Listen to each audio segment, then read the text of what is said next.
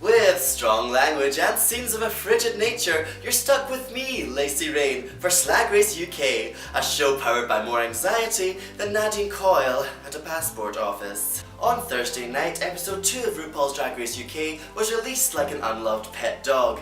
The BBC doesn't fund a cash prize, but at least their episodes come out on time, unlike Amazon Prime, who releases their episodes of Dracula with the same regularity as a 52-year-old's ovulation. With gothy Ken doll gone and most certainly forgotten, the Queen set their sights on this week's challenges, namely getting a word in edgeways against Cheryl Hole. Rupaul regularly pushes his queens to reinvent the wheel, this week challenging them to stand in a line, abandoning all skill sets in order to drum up drama. The Vivian equates the word talent as being directly measurable to the amount of liver spots a contestant has, placing the older performance-based acts in the top, and if the latest iOS update came out before they did, Vivian placed them in the bottom. Rupaul entered ranks alongside the Marquis de Sade with being one of the greatest sadists of all time by asking a room of primarily gay men who didn't make it in musical theatre to act on national television. Scaredy Kat ends up with the cast of the Rugrats, and the Vivian ends up with the roughest loose women panel since Janet Street Porter attempted a smile. In the scenes, there wasn't just some ting wong, there was a lot of ting wong. Her Mariah Carey character fell flatter than her high notes, and thankfully the acting chops of her co-stars secured her safety. Bag of Chips obviously skipped lunch as she devoured the scenery right down to the final granule of unsponsored lounge furniture. Amazing what makeup resembling Pingu's crack mum can accomplish. Next up was Scaredy Kat's team, whose concept of a period drama was more akin to the tampon tax than Jane Austen. Scaredy Kat took to the challenge backing as much experience as a hospital receptionist delivering an infant donkey. Despite Davina De Campo bringing more energy to the challenge than a 37-year-old on a first date, the disorganization of her teammates interrupted the flow like a tampon. That's right, 2 tampon jokes back to back, like a synchronized lesbian couple who are fighting and facing away from each other in bed. What? While doing makeup, the Vivian reveals her distaste for the whole. And one presenter resorts to toilet humour. To compensate for the lack of racial diversity this season, Rupaul takes to calling his white co-judges crackers, in his pronunciation of, quote, Graham Norton. And now it's time for the runway. Let's review what everyone dressed as. The Vivian came as Rupaul's scrotum. Plenty of wrinkles and glittery residue, and a wig whose rise in height could only be attributed to a yeast infection.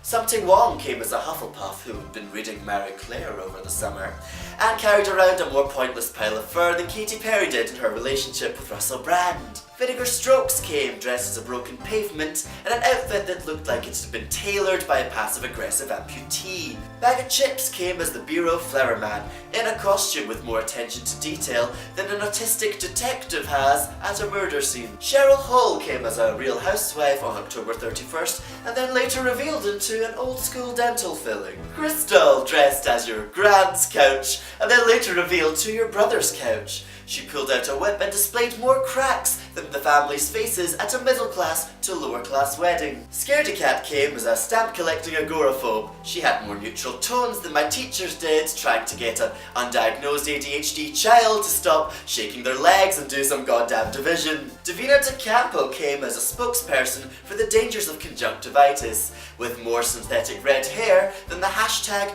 #NotMyAriel campaign. Blue Hydrangea came as a slot machine, with more breasts than a battery farm chicken and a headpiece designed to trigger anyone who's ever attempted to change the battery of a smoke detector. Being the standout star in this week's challenge, Bag of Chips earned her first Victory.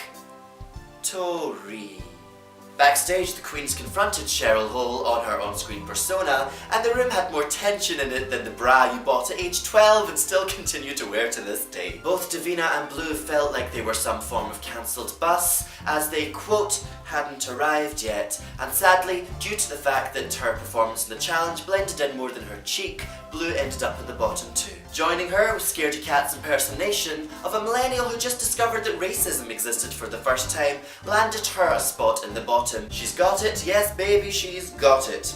If it is in fact ants in the pants. Sadly, the enthusiasm and positive attitude couldn't make up for a lack of experience, much like my first time with oral sex. So many teeth. And so Scaredy Kat was sadly eliminated. Scaredy Kat's contributions to the competition extend far beyond dragging the average age of the contestants down from Marks and Spencer's cafe to midlife crisis. Her short period of time on the show has left such a large impact on fans across the whole spectrum. Her natural charisma and humour are so visibly clear in an absolute abundance. And I think as she gains more experience, her power on this world is just going to grow and grow. For those of you who don't follow her on Instagram, you obviously don't like joy or colours. It contains incredible looks and artwork by both her and her partner Pussycat. On top of that, she launched her YouTube channel this week with a music video with this Britpop single entitled Bedroom Queen that really pains me to say I enjoyed. Now that Scaredy Kat's off the competition, I can take all this off and finally go back to wearing pastels. I'll put a link to all of Scaredy Kat's socials below and make sure you check them out. Oh gosh, look at the time! I guess that's all we have time for this week. Remember, this is just for fun. Your fun.